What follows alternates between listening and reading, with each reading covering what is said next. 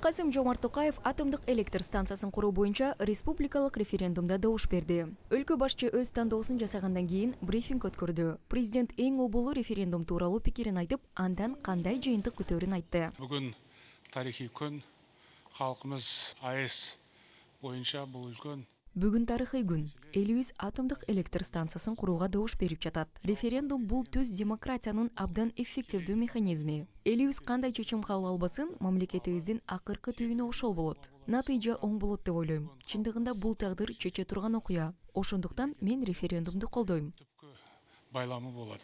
Бүгүн тагдыр шешти ойга, келешекте осындай окуйгалар неғұрлым көп болса, биздин халкыбыз үчүн, элибиз үчүн соғұрлым жакшы болот деп мен ойлойм. Сондуктан мен референдумду колдойм. Андан кийин президент эгер референдумдун жыйынтыгы боюнча АЭСтин курулушун элибиз колдосо, анын курулушун кайсы мамлекет жүргүзөт деген суроого жооп берди.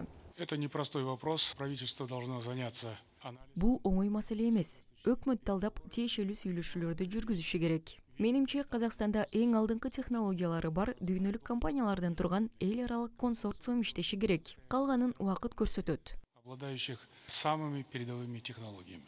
Ну а дальше, как говорится, жизнь покажет.